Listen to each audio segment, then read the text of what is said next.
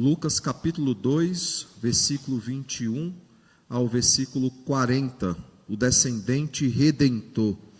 Diz assim a palavra do Senhor: mesmo assentados, mas com toda a reverência, acompanhemos atentamente a leitura da palavra do Senhor. Completados 8 dias para ser circuncidado, o menino, deram-lhe o nome de Jesus, como lhe chamara o anjo antes de ser concebido. Passados os dias da purificação dele, segundo a lei de Moisés, levaram-no a Jerusalém para o apresentarem ao Senhor, conforme o que está escrito na lei do Senhor: todo primogênito ao Senhor será consagrado, e para oferecer um sacrifício segundo o que está escrito na referida lei, um par de rolas ou 2 pombinhos. Havia em Jerusalém um homem chamado Simeão, homem este justo e piedoso, que esperava a consolação de Israel, e o Espírito Santo estava sobre ele.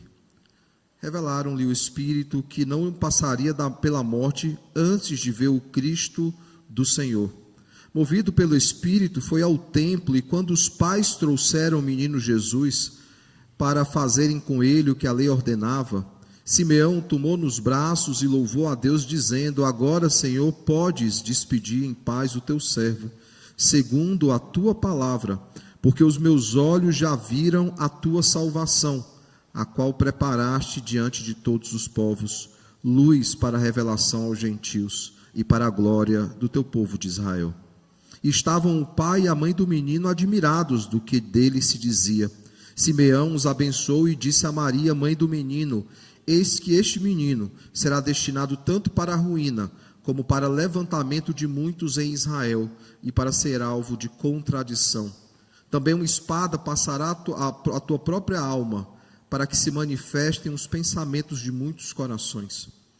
Havia uma profetisa chamada Ana, filha de Fanuel, da tribo de Assé, avançada em dias, que vivera com seu marido 7 anos desde que se casara, e que era viúva de 84 anos. Este não deixava o templo, mas adorava noite e dia em jejuns e orações. E chegando naquela hora, dava graças a Deus e falava a respeito do menino a todos os que esperavam a redenção de Jerusalém. Cumpridas todas as ordenanças, segundo a lei do Senhor, voltaram para a Galiléia, para a cidade de Nazaré. Crescia o menino e se fortalecia, enchendo-se de sabedoria e graça de Deus, e a graça de Deus estava sobre ele. Oremos ao Senhor. Santo Deus, bendito Pai, graças te damos, Deus, pela porção da tua palavra aqui lida, sabendo, Pai, que o Senhor tem coisas a tratar conosco essa manhã.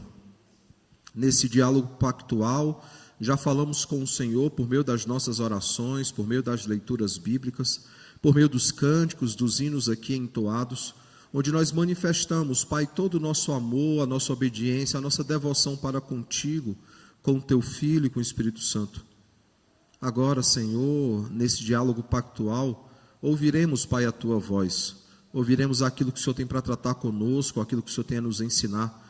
Por isso te clamamos, Pai, que o doce e santo Espírito Divino Mestre aclare as nossas mentes, traga entendimento sobre a tua palavra, e que Cristo, o profeta da igreja, seja ele a nos admoestar, nos exortar, nos consolar, nos tornar por meio da tua palavra cada vez mais semelhantes a ele, Senhor, aperfeiçoados, para que manifestemos, Pai, o caráter de Cristo nas nossas vidas.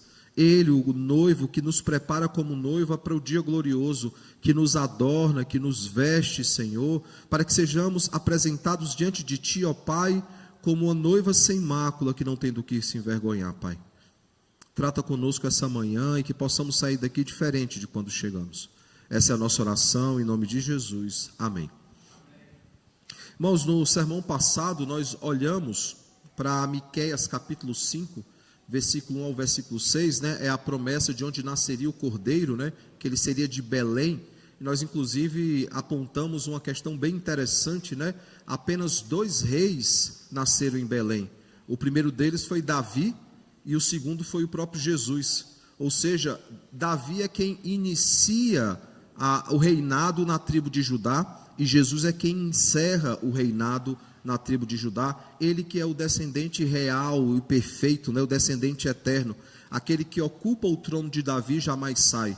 Por isso que a promessa feita a Davi era que dele viria um descendente, né, e que não faltaria no trono de Israel um descendente de Judá, referindo-se aí claramente ao reinado eterno de Cristo. E a partir disso então, de Miqueias, nós aprendemos mais sobre o plano soberano de Deus, aprendemos mais sobre o seu reinado eterno e sobre a sua obra libertadora. E nós aprendemos então 3 lições importantes. A primeira dessas lições foi que é preciso confiar na sua providência, que desde os tempos eternos separou um povo, e não apenas separou um povo, mas proveu salvação, proveu libertação, proveu a remissão dos pecados, né? De fato, Deus ele cuida do seu povo, e por meio da sua providência ele cuida ativamente. Ele não é apenas o criador de todas as coisas, ele é o sustentador de todas as coisas. Em segundo lugar, nós aprendemos mais sobre o seu reinado, que é preciso confiar no seu reinado, pois ele desceu do trono da sua glória, entrou na história justamente para vencer o príncipe usurpador, destronar o príncipe usurpador e destruir o seu império das trevas. A oração do Pai Nosso, que venha o teu reino, envolve também isso, né? Envolve um reinado usurpador que existia e foi destruído por causa de Cristo, um reinado já vigente, que é o reinado de Cristo em nossos corações, e aponta para o reinado eterno de Cristo, quando fisicamente, presencialmente, ele reinará sobre os seus súditos, ele reinará sobre a sua igreja. Em terceiro lugar, nós aprendemos que é preciso confiar na obra redentora de Cristo, que libertou o seu povo, mas não apenas libertou o seu povo, libertou com um propósito, e o propósito é apacentar o seu povo e nos fazer habitar em lugar seguro, fazer-nos habitar totalmente em paz com Deus, porque em Cristo, sendo declarados justos, ou seja, justificados, nós temos finalmente paz com Deus. A guerra foi encerrada, não há mais contendas entre nós e o nosso Senhor. O muro de separação que havia entre nós e o nosso Deus foi completamente derrubado, porque o escrito de dívida que estava sobre nós foi arrancado sobre nós e foi encravado no madeiro. A pergunta então que ficou para a nossa reflexão foi: nós celebramos o grande rei, nós nos alegramos com a obra do nosso Senhor. Hoje nós iremos falar então do descendente redentor. Já falamos do descendente de Belém, e hoje nós vamos olhar já para o Jesus nascido, né? Estávamos vendo muitas profecias a respeito do nascimento de Cristo, de como se daria, ele nasceria por meio da virgem, né? É isso que Isaías 7,14 diz, ele teria um reinado, é isso que Isaías capítulo 9, verso 6 e verso 7 diz, que ele seria verdadeiro Deus e verdadeiro homem. Essas duas passagens apontam também para isso, e vimos em Miqueias 5,2, que ele seria de Belém. Nós já vimos as profecias a respeito do nascimento de Cristo. O texto de hoje nos traz um Cristo já nascido, e um Cristo que, por meio dos seus pais, ele é obediente à lei e ele obedece à lei. No texto de hoje, irmãos, de Lucas, né, 2, 21 a 40, nós vemos os primeiros dias de Jesus. E antes que reste alguma dúvida de quando se trata, o texto diz que ele tinha 8 dias quando isso aconteceu. Por quê? Porque ao 8º dia, todo judeu, pela lei, tinha que ser circuncidado. E nós vemos então que está exatamente nesse momento, completou-se os 8 dias. É interessante porque Lucas ele é um historiador, além de médico, né? Ele é um médico e um historiador. E ele tem preocupações históricas. Por quê? Porque no começo desse evangelho, ele está escrevendo ao excelentíssimo Teófilo, e ele escreve esse livro, escreve Atos. Ele começa praticamente do mesmo jeito, dizendo o seguinte: eu investiguei, eu fui atrás ao excelentíssimo Teófilo, para testemunhar se de fato aquilo que a tua palavra, aquilo que te contaram, aquilo que falaram para você como verdade de Deus, se de fato aconteceu. E ele vai investigar. Por exemplo, enquanto Mateus ele olha para a genealogia até Abraão, porque ele escreve para judeus especificamente, Lucas, que escreve para judeus e gentios, ele tem a preocupação de ir até Adão na genealogia. João nós vimos que vai ainda mais além. João ele volta, e foi o texto que nós lemos essa manhã, ele volta até a eternidade. Então veja que há, com exceção de Marcos, né, que não faz genealogia ou menção da genealogia de Jesus, é o único que não faz essa menção. Todos os outros evangelistas faz questão de mostrar que ele é o cumprimento das promessas, onde João faz questão de mostrar que ele não é apenas o cumprimento das promessas, mas ele é o verdadeiro Deus, assim como é verdadeiro homem. Lucas então, como um bom historiador, ele vai atrás dos fatos, tanto que se você olhar para a sua Bíblia, se ainda tiver com ela aberta, principalmente a versão no papel, que ela a digital não vai fazer essa menção, essa distinção, ela vai dizer se há textos correlatos desse ou não. Se você olhar para os títulos que a Sociedade Bíblica dá, você verá que há o título em negrito e não há texto algum abaixo. O que é que isso quer dizer? Apenas Lucas registrou essa história. Lucas tem a preocupação, ao contrário de outros, por exemplo, Marcos, que já começa o ministério de Jesus, ele com 30 anos, faz questão de dizer, por exemplo, o que é que acontece com ele na sua mais tenra idade até a sua adolescência. O próximo texto, e nós paramos nele, porque senão seria muita coisa para a gente explorar essa manhã, já vai mostrar ele diante dos doutores da lei. Já vai mostrar ele sendo arguído ali com seus 11, 12 anos, naquilo que era chamado Bar Mitzvah, né, que era quando ele passava pela iniciação judaica, ele era sabatinado e ele era decidido o seu futuro, se ele seria um doutor da lei ou se ele seguiria o ofício do seu pai. Lucas tem essa preocupação, então, irmãos, de mostrar os primeiros dias de Jesus, de mostrar o ato dos seus pais de cumprirem cada rito. Os seus pais sabem que ele é o Salvador do mundo, sabem que ele é o Cordeiro de Deus, e eles não pegam o seu filho e isolam do mundo, não. Faz com que ele cumpra cada rito. Ele cumpre o rito da circuncisão, especialmente por ser o primogênito. Aí havia um outro voto que era feito, que a gente vai explicar hoje de manhã. Depois apresenta aos doutores da lei, ou seja, os pais estão preocupados que Jesus cumpra cada rito. Para quê? Para que lá na frente, de fato, ele pudesse ser testemunha, tivessem testemunhas de que ele cumpriu cabalmente a lei, cada vírgula, cada aspecto da lei ele cumpriu. E aqui nós temos então, ele cumprindo ritos da lei judaica. E aí é interessante, nós vemos a reação de Simeão e Ana ao conhecerem Jesus. Que reação diferente, por exemplo, de Herodes, ao receber a notícia dos magos que havia nascido o Salvador do mundo, ele procura matar Jesus. E aqui nós temos uma discussão bem interessante. Bem interessante. Por quê? Porque a informação que nós temos é de Jesus em fuga para o Egito. E aí há mais ou menos a data do que poderia ter acontecido. Herodes, sem saber a data precisa do nascimento, mata de 2 anos para baixo. E o que nos dá a entender é que Jesus tinha ali por volta quase de 1 ano já, o próximo disso, mas antes de qualquer fuga, José e Maria têm a preocupação de levá-lo a Jerusalém e de circuncidá-lo como um bom judeu, para cumprir cabalmente a lei. É importante, irmãos, atentarmos para alguns detalhes que esse texto nos traz. Ele nos traz muitas coisas, justamente para nós vermos a promessa se cumprindo. Ele não é apenas verdadeiro Deus, ele é verdadeiro homem, e como verdadeiro homem, ele tinha obrigações humanas que precisavam ser cumpridas, como a circuncisão. Olhando aqui para o texto, nós vemos, irmãos, que seguindo então as instruções do anjo, né, José e Maria, eles chamaram o menino de Jesus. E percebam que a menção ao nome Jesus aí, e ele é mencionado 2 vezes aqui no texto, né? A primeira menção que é feita ao nome de Jesus diz o seguinte: o Jesus, se você olhar para ele no verso 21, ele vai estar em caixa alta, uma clara menção ao Senhor. E o significado no nome Jesus é: o Senhor é salvação, ou Jeová é o Salvador. É interessante, irmãos, que é o mesmo significado do nome Josué. Porque no hebraico não haviam vogais. O hebraico são apenas consoantes. E se nós pegássemos no hebraico para tentar vocalizar usando vogais, o nome Jesus é Yeshua, enquanto o nome Josué é Yoshua. É o mesmo nome, mesmo que haja uma pequena vogalzinha diferente que não está no original.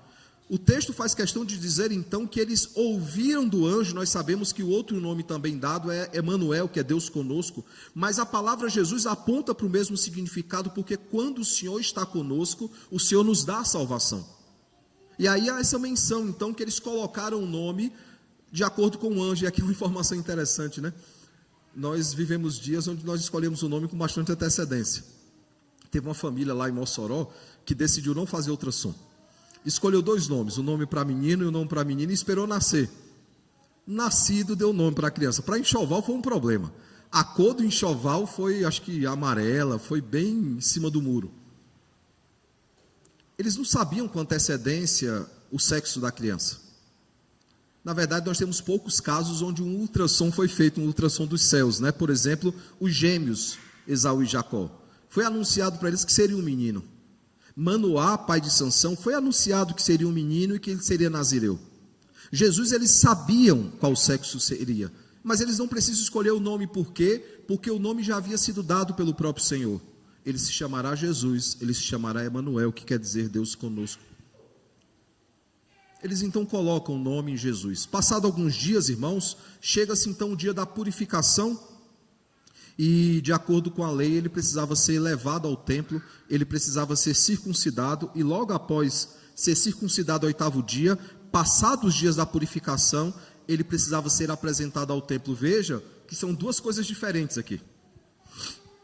Há aqueles que argumentam, que o batismo infantil na verdade deveria ser uma apresentação, porque Jesus foi circuncidado e apresentado, não aconteceu no mesmo dia. Por que não aconteceu no mesmo dia?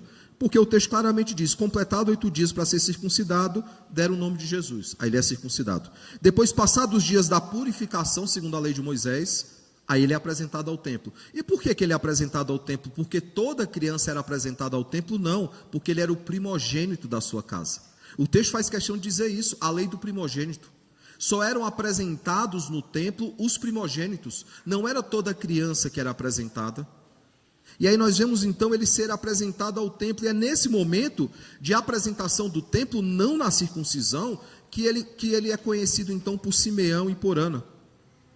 Ainda em relação a esses acontecimentos, irmãos, é necessário enfatizar que as famílias judaicas, elas passavam por 3 cerimônias. A primeira delas era a circuncisão. A circuncisão é o sinal, é o selo da aliança, que era feita nos meninos de até 8 dias, até o 8º dia. Nós temos esse texto estabelecido em Gênesis 17, Levítico 12, que fala sobre a circuncisão. Um segundo rito era o chamado resgate dos primogênitos. Por que essa menção tão clara de que ele era o primogênito da sua casa? Porque havia, irmãos, o resgate do primogênito. Quando é que o resgate do primogênito ele acontecia? 1 mês depois do seu nascimento. 1 mês depois do nascimento, passados os dias da purificação. Purificação de quem? De Maria, dela ter dado à luz, seria uma espécie de resguardo. Por quê? Porque quando eram meninos, o resguardo era de 30 dias. Quando nasciam meninas, o resguardo era de 40 dias, que é mais ou menos o que impera até hoje, nos dias de hoje, um resgate médio aí de 40 dias. E o que é que acontecia então? O primogênito, 1 mês depois do seu nascimento, os pais se colocavam diante do Senhor, apresentavam diante do Senhor, reconhecendo o seguinte: esse filho pertence ao Senhor. Que questão simbólica, irmãos?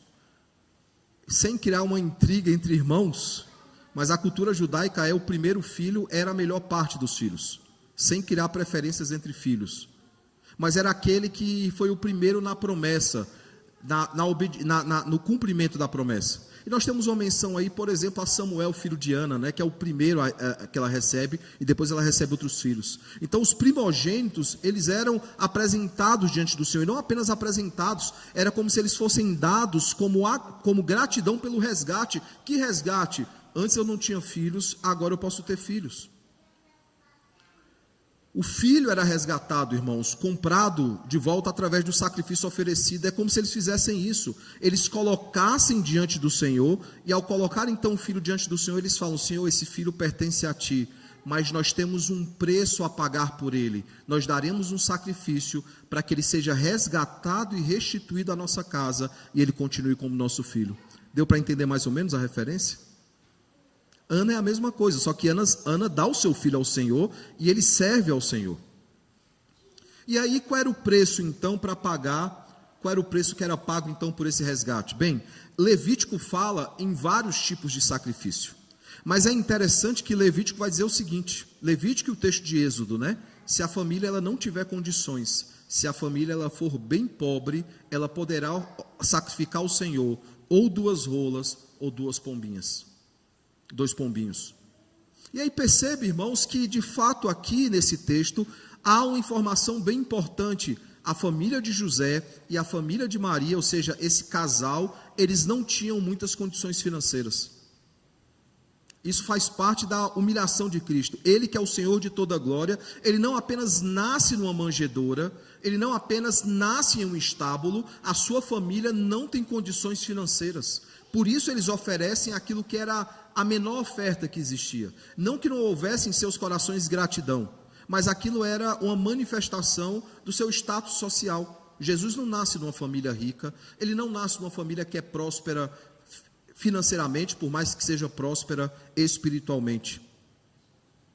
E é um lembrete também, irmãos, da ação divina no Egito, né? Por quê? Porque foi no Egito que os primogênitos foram poupados, e é por causa desse momento de poupar os primogênitos, que essa cerimônia, o resgate do primogênito, era celebrada. Terceira coisa também que há nesse texto, terceira festa, é a purificação da mãe. Ele se refere aí, né, aos dias da purificação, e aí, como eu falei, o que acontecia aí por volta de 30, 40 dias, havia ainda uma outra cultura que fazia uma outra distinção, que com o menino seria 40 dias, mas com a menina seria 80 dias. E antes que alguém fale assim, mas por que essa distinção? Era machismo, alguma coisa? Não. O menino, ao passar pela circuncisão, isso ativava os seus anticorpos. Vocês sabiam que há no momento da história, da nossa história como indivíduos, há um momento onde a nossa coagulação é a melhor coagulação das nossas vidas? Não existe um outro momento que a nossa coagulação seja melhor? Alguém sabia disso? E pesquisas médicas, artigos médicos apontam que o maior dia da coagulação da nossa vida é o 8º dia. E vê aí a ação soberana do Senhor. Por que ele institui o 8º dia? Por que não é o 7º? Por que não é o 10º? Há outros números mais conhecidos na Bíblia.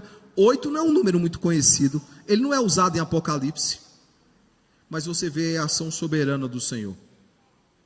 E durante esse tempo, então, a mãe ficava em casa. A mãe descansava, a mãe ela ficava se recuperando. Se você contar, então, 8 dias, mais os 30 dias que eu mencionei, que é passado um mês, né, que depois de um mês acontecia isso aqui, você vai ter aí mais ou menos os 40 dias de resguardo. E aí, como nós vimos, conforme Levítico 12, verso 8, eles ofereceram então ao Senhor 2 rolas ou 2 pombinhos, né, como oferta de gratidão ao Senhor. Logo, irmãos, nos primeiros dias de Jesus, ele já obedece completamente, cabalmente, por meio dos seus pais, ele obedece à lei que foi prescrita pelo Senhor. E é interessante, né? Não é Jesus que obedece ativamente, ele obedece passivamente. Quem obedece ativamente, quem são? Os seus pais. Por isso nós cremos que a fé dos pais pode sim não suplantar ou substituir, mas pode agir ativamente na obediência dos filhos. Lembremos, irmãos, que o próprio Cristo sempre obedeceu ao Pai e à sua lei. É isso que está registrado em Lucas 22, 42. É isso que está registrado em Filipenses 2, 8, que diz que ele foi obediente até a morte e morte de cruz. Mas os personagens dessa história, irmãos, não são apenas o Deus Trino, ou José, Maria e Jesus. A história nos traz, nesse desenrolar narrativo, mais 2 personagens que aparecem em Lucas e depois não aparecem mais, que é justamente Simeão e Ana. Simeão, nós não sabemos a sua origem, o texto não fala se ele é de alguma tribo, se ele faz parte de algum povo, só diz o seguinte: havia em Jerusalém um homem chamado Simeão, homem este justo e piedoso, que esperava a consolação de Israel, e o Espírito Santo estava sobre ele. Não é apresentado, irmãos, qual é a genealogia dele, de onde ele vem, e é interessante, né, porque Lucas ele é um historiador, e se Lucas tivesse essa informação de onde ele via, teria dado, mas ele não sabe, e talvez nem seja importante para nós sabermos. O fato é que nós sabemos é que ele era um homem justo, ele era um homem piedoso, e ele era movido pelo Espírito Santo. O segundo personagem que nós temos aqui é Ana. Bem, sobre Ana nós temos mais informações.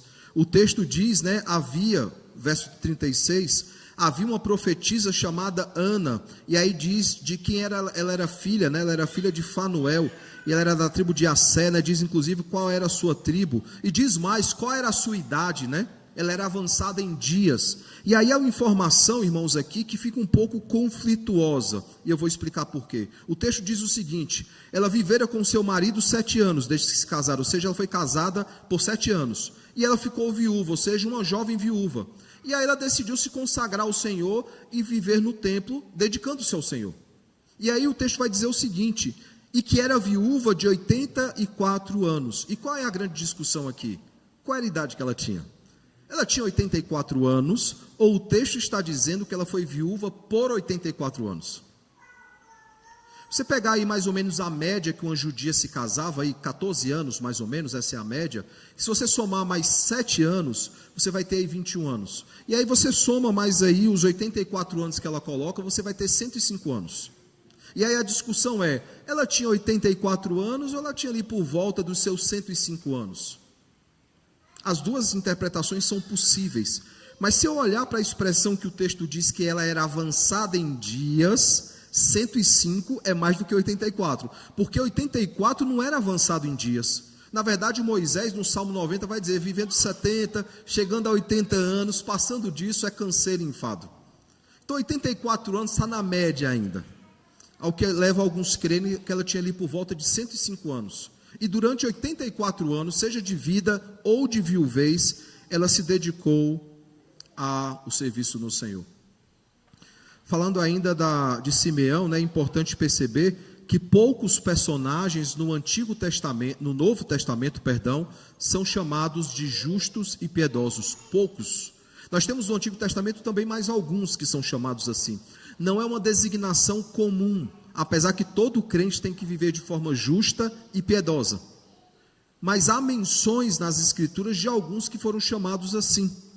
Por exemplo, José, que era esposo de Maria, é chamado assim em Mateus. A própria Maria, em Lucas, capítulo 1, verso 6, é chamada também dessa forma. Zacarias e Isabel são chamados assim. E José de Arimateia também é chamado dessa forma, alguém que era justo e piedoso. Fora estes, irmãos, não há outros que sejam chamados assim, apesar que a vida com Deus nos leva a viver de forma justa e piedosa e sermos habitados pelo Espírito Santo e usados pelo Espírito Santo. Ainda sobre Simeão e Ana, nós vemos aqui no texto uma postura que não foi vista em outros judeus.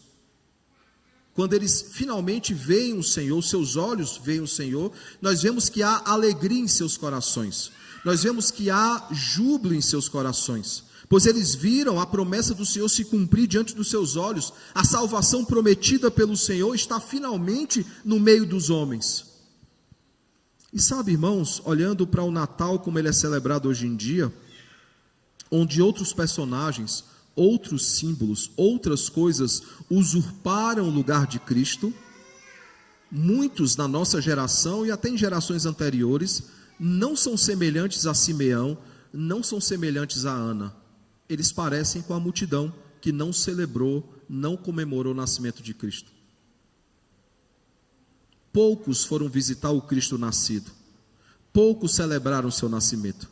Tanto que se eu pedir para você fazer uma lista agora, uma provinha, você vai acertar o nome de todos eles. Nós temos lá os pastores, nós temos os magos, nós temos esses dois, e mais um ou outro ali que você for contar, mas em suma os principais são esses. A nossa geração é muito parecida com os dias de Jesus, onde nós não celebramos o nascimento do Salvador do mundo. Nós vimos também, irmãos, que diante de todas essas coisas, o versículo 33 nos diz, e estavam o pai e a mãe do menino admirados do que dele se dizia. Vai depois falar em outro texto que Maria, vendo tudo aquilo que acontecia, ela ficava maravilhada e ela tomava em seu coração nota, ela memorizava aquilo que diziam a respeito do menino. No versículo 52 desse mesmo capítulo vai dizer o seguinte: e crescia Jesus em sabedoria, estatura e graça, diante de Deus e diante dos homens, muito parecido com o que nós lemos no versículo 40, que diz, crescia o menino e se fortalecia, enchendo-se de sabedoria, e a graça de Deus estava sobre ele. Aqui, irmão, se refere à natureza humana de Jesus. A natureza humana de Jesus cresce em sabedoria. Jesus não nasce uma criança recém-nascida já andando, já falando, já sabendo os mistérios da vida. Não, ele cresce como um homem normal, como um menino normal. Ele passa pelo resguardo da mãe, Antes disso ele é circuncidado, depois apresentado ao templo, depois sabatinado pelos doutores da lei, e ele vai crescendo em sabedoria, ou seja, a mente humana de Jesus, que é ele sendo verdadeiro homem, ele tem uma mente humana, e a mente divina de Jesus sendo verdadeiro Deus, ele tem uma mente divina, são duas mentes diferentes, mesmo que numa mesma pessoa. A mente humana de Jesus, ela aprende com o passar do tempo, e vem ao seu conhecimento coisas que antes, como um bebezinho normal, uma criança normal, ele não tinha conhecimento. Diante de tudo isso, irmãos, eu pergunto, quais são os aspectos que estão contidos nesse texto, né? O que é que ele traz para nós? Eu queria rapidamente olhar para 3 aspectos que esse texto nos trará. O primeiro aspecto é a expectativa da redenção. A expectativa da redenção. Tanto Simeão como Ana, eles ficaram maravilhados ao ver Jesus. Por que eles ficaram maravilhados? Era uma criança bonita, era uma criança vistosa, bela em aparência, eles veem, como a gente vê uma criança recém-nascida, fica feliz. Era essa a expectativa dos dois, irmãos, segundo o texto? Não. Simeão, ele esperava a consolação de Israel. Ele esperava a promessa, não apenas pelo que a palavra de Deus dizia, mas porque o Espírito do Senhor que estava nele e agia por meio dele, disse que os olhos dele veriam o Salvador e a salvação de Israel. E ele sabia que não morreria até esse momento. Tanto que depois de ver Jesus, ele não pede a Deus, me deixa viver e acompanhar esse menino. Eu quero ver no que é que vai dar essa história. Não, ele diz, os meus olhos já viram o Senhor, agora eu posso morrer em paz. Outra personagem que nós temos aqui, irmãos, é Ana. Assim como Simeão, que estava vivo para ver a promessa de Gênesis 3,15, a encarnação do Filho de Deus, o descendente da mulher, ou a semente da mulher. Após ver isso, nós temos também Ana, que já idosa, por volta dos seus 84 aos seus 105 anos, mais ou menos, ela tem o mesmo privilégio que Simeão. E o texto diz no verso 38 o seguinte: e chegando naquela hora, dava graças a Deus e falava a respeito do menino a todos os que esperavam a redenção de Jerusalém. Veja, irmãos, que ela não apenas se alegra com o nascimento de Jesus, ela anuncia o nascimento de Jesus. E que dá a entender também que Simeão faz a mesma coisa, porque quando Simeão vê Jesus, está apenas ele. Mas o texto, quando introduz Ana na narrativa, vai dizer que ela sabia que Jesus, ele era o Cordeiro prometido. Possivelmente porque isso foi anunciado por Simeão. E ela anunciou já para outros em Jerusalém. A promessa, a expectativa da redenção finalmente se cumpriu. Perceba, irmãos, que a expectativa na chegada do Cordeiro e a alegria com a chegada do Cordeiro. Agora Simeão e Ana, que já estava avançada em dias, já podem morrer em paz. A redenção se cumpriu. O filho prometido nasceu, o descendente da mulher, que pisaria a cabeça da serpente, finalmente veio ao mundo morrer pelos nossos pecados. E essa redenção tão esperada, essa expectativa tão grande, diante de tão grande salvação e tão grande sacrifício, finalmente se cumpriu. Segunda coisa, irmãos, que esse texto nos traz, não é apenas uma expectativa pela redenção, mas o alcance da redenção. A redenção finalmente chegou. E o verso de número 32 vai nos dizer o seguinte: luz para a revelação aos gentios e para a glória do teu povo de Israel. Ou seja, um Cristo que vem não apenas salvar os que são de Israel, mas salvar também os gentios. E é interessante, irmãos, que este é o quinto e último cântico registrado por Lucas. Lucas registra 5 cânticos. O primeiro deles é o cântico de Isabel, no capítulo 1. O segundo é o cântico de Maria, chamado Magnificar de Maria, né? Minha alma engrandece ao Senhor, e meu espírito se alegra em Deus, o meu Redentor. Depois nós temos o cântico de Zacarias. Depois nós temos o cântico angelical, o cântico dos anjos, talvez o texto mais conhecido, e que nós iremos olhar para ele próximo domingo. E aqui nós temos o quinto e último cântico. Eles anunciam no versículo 32 o nascimento do Cordeiro.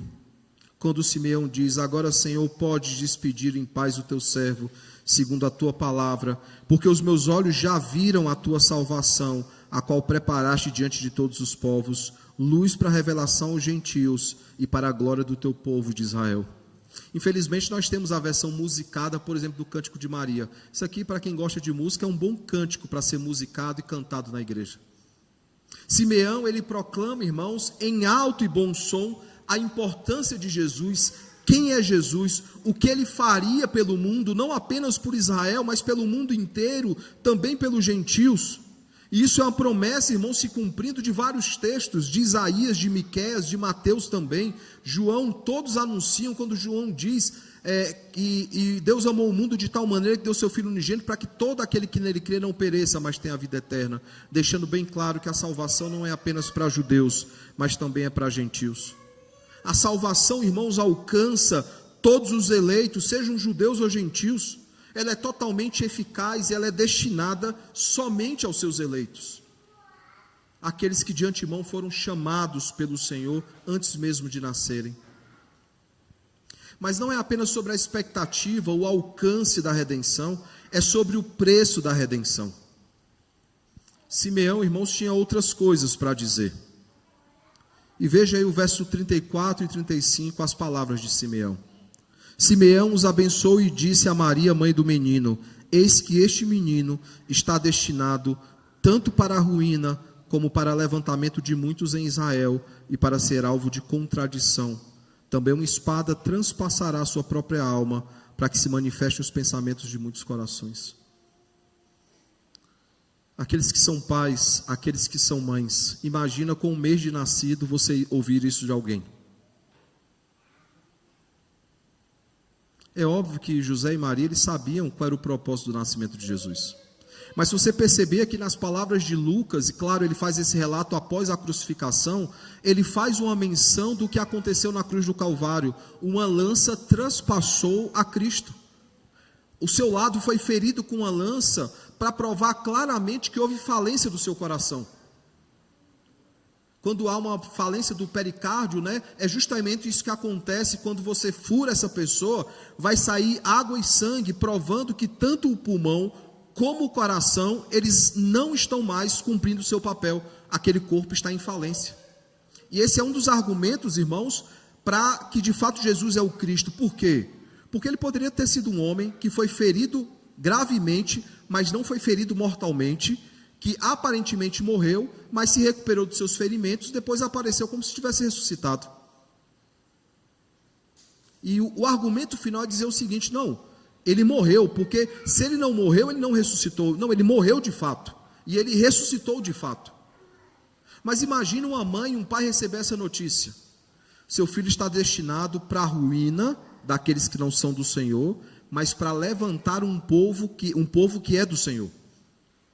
Ele diz que Cristo seria uma pedra de tropeço para aqueles que eram descendentes da serpente, os não eleitos, e salvação para os descendentes da mulher, os eleitos. O seu ministério, irmão, seria rejeitado por alguns tentariam contradizê-lo, como já sabemos que aconteceu ao conhecermos a história de Jesus. Que ele descortinaria corações, nós sabemos que ele sondou muitos corações no seu ministério e deixou claro a insensatez, a falsidade de muitos que estavam ali no meio da multidão. E que no fim da sua vida ele sofreria, bem como também a sua mãe, por causa daquilo que ele teria que passar pelos nossos pecados, e ele morreria por causa disso. Basta lembrar, irmãos, que Maria está ali na crucificação assistindo à morte do seu filho. Lembrando das palavras de Lucas, das palavras de Simeão, registrado por Lucas. Possivelmente, ao estar naquela cena, ela lembrou daquilo que Simeão diz. Qual mãe não lembraria? E esse era o preço, irmãos, o preço da redenção. Cristo precisava morrer, ele precisava assumir o lugar dos eleitos de Deus, ele precisava derramar o seu sangue para que fôssemos comprados pelo Senhor. Ele precisava, irmãos, cumprir o propósito pelo qual ele nasceu. Ele nasceu para morrer pelos nossos pecados e para pagar o preço. E os seus pais ouviram tudo isso, irmãos. Não apenas ouviram sobre a expectativa, não apenas ouviram sobre o alcance, para quem era essa redenção, mas ouviram sobre qual seria o preço. Ele precisava morrer para que fôssemos salvos da morte. Eu pergunto então, irmãos, que aplicações nós podemos tirar do texto dessa manhã? da expectativa, do alcance e do preço da redenção. A primeira coisa que é importante saber, irmãos, é que o cumprimento da promessa, ela traz alegria aos corações dos eleitos, pois o sacrifício foi providenciado. A nossa reação diante da notícia de Jesus é a mesma de Simeão e Ana, que pularam de alegria, que tiveram seus corações em júbilo por estarem diante da salvação do mundo. Sabe, irmãos, aqueles que cresceram na igreja talvez não lembrem do sentimento, mas aqueles que não cresceram na igreja, tiveram a sua conversão aí durante a sua adolescência, juventude, talvez fase adulta, ou até depois disso, vai lembrar mais ou menos o sentimento. Lembra o primeiro amor? Lembra a alegria da salvação? É a alegria do coração de Simeão e de Ana. E infelizmente não é a alegria de muitos de nós. Nós não lembramos mais o sentimento. Se eu tentasse aqui fazer uma analogia, lembra, marido, esposa, o dia que você conheceu seu cônjuge? Os primeiros momentos, o primeiro sorvete, o primeiro lanche, o primeiro cinema, a primeira pipoca. Vocês lembram como é que era? André e Dani comemoraram o casamento recentemente, né, aniversário de casamento. Outros aqui também já comemoraram recentemente. Vão lembrar do sentimento, como é que foi o início de tudo, né? Os filhos perguntam, papai, mamãe, como é que vocês se conheceram? Infelizmente, durante um tempo do casamento, ele vai caminhando, parece que esse sentimento a gente não vai esquecendo de como era, né? A gente perde a oportunidade aí dos Vale Nights, né, de deixar os nossos filhos com alguém, sair só os dois e aproveitar esse momento. Simeão e Ana, eles estavam muito felizes diante do Redentor. E essa alegria, irmãos, precisa existir também no nosso coração. Quando se aproxima o final do ano, nos nossos corações não devem ter a expectativa por presentes, ou não deve ter a expectativa por festas, ou até por um novo ano que se inicia e novos desafios que estão diante de nós. O nosso coração deve estar jubiloso e alegre, porque nós somos lembrados que Cristo, o Redentor das nossas vidas, o Salvador das nossas almas, Ele veio ao mundo e Ele morreu em nosso lugar. Isso deve trazer alegria e contentamento aos nossos corações. Segundo, irmãos, o cumprimento da promessa alcança todos os eleitos, aqueles que foram eleitos de antemão e que são alvos do amor de Deus. Alguns podem dizer que talvez um calvinista não evangelize tanto, porque Deus já sabe quem são os seus eleitos e vai providenciar a salvação. Mas nós não sabemos quem são os eleitos, nós pregamos para todo mundo. E deixa eu falar uma coisa para vocês, a nossa pregação ela é 100% garantida. Por quê? Porque ela cumpre o papel dela. Quem tem que ser salvo, vai ser salvo pelo Senhor. E quem não é para ser salvo, não vai ser salvo pelo Senhor. Que pregação mais garantida? Aquilo que nós anunciamos cumpre o seu papel. Os eleitos são chamados, os não eleitos condenados por essa palavra. O nosso papel é anunciar externamente o Evangelho, enquanto o papel do Senhor é trabalhar internamente no coração do pecador. Essa salvação, irmãos, alcança todos os eleitos e salvará todos os eleitos. Por isso nós nos alegramos, não apenas porque fomos salvos, mas nos alegramos por fazer parte do projeto de Deus, do plano eterno de Deus de salvar um povo. Por último, irmãos, o cumprimento da promessa satisfaz a justiça de Deus, pois o preço, irmãos, que foi requerido de todos nós, foi pago por Jesus Cristo na cruz do Calvário. Por mais justo e piedoso que você seja, usando aqui as expressões do texto, por melhor cidadão que você seja, melhor marido, melhor esposa, melhor pai, melhor mãe, melhor filho, melhor filha, melhor irmão, melhor irmã, por melhor que você seja, mais bonzinho que você seja, a palavra de Deus é a mesma para todos nós. As nossas melhores obras não passam de trapo de imundícia. Ninguém pode salvar a si mesmo. Ninguém pode providenciar salvação para si mesmo. Claro, nós nos dedicamos, nós nos esforçamos no Senhor e pelo Senhor para sermos bons cidadãos, bons pais, boas mães, bons maridos, boas esposas, filhos, filhas, irmãos e irmãs. Nós nos esforçamos para glorificar a Deus e para que Deus seja glorificado em nós. Mas isso não salva ninguém, isso é consequência da salvação que foi operada nas nossas vidas. Ninguém paga o preço. Irmão, se qualquer um pudesse pagar o seu próprio preço, pagar o preço do seu próprio pecado, Cristo não teria vindo ao mundo morrer por nós. Cada um resolvia a sua própria situação, mas ninguém conseguiria pagar o preço. Você imagina que Cristo morreu antes mesmo de você nascer, ele morreu por todos os pecados que você já cometeu e que você ainda vai cometer? Muitos, né, irmãos? Ele satisfez a justiça de Deus. O escrito de dívida que estava sobre nós foi completamente arrancado de sobre nós e foi encravado no madeiro. Há diante do juiz todo-poderoso um advogado que intercede por nós. Que qualquer acusação que chegue contra nós, ele apresenta a dívida paga e falou: eu paguei essa dívida. Eu não paguei a dívida somente até o dia de hoje, 14 de dezembro de 2025. Essa dívida está paga até o último dia que essa pessoa vai viver. Eu paguei completamente os pecados dele. Isso, irmão, se isso não traz alegria e contentamento aos nossos corações, em contraponto que os nossos pecados trazem tristeza, mas a solução para o nosso problema, se não traz alegria e contentamento, nós precisamos urgentemente rever as nossas motivações. Por isso eu pergunto, irmãos, nós cremos nessa promessa que está aqui no texto de hoje? Essa promessa traz alegria aos nossos corações, essa promessa nos traz confiança de que Ele nos alcança, de que a sua justiça foi plenamente satisfeita. Nós cremos na promessa.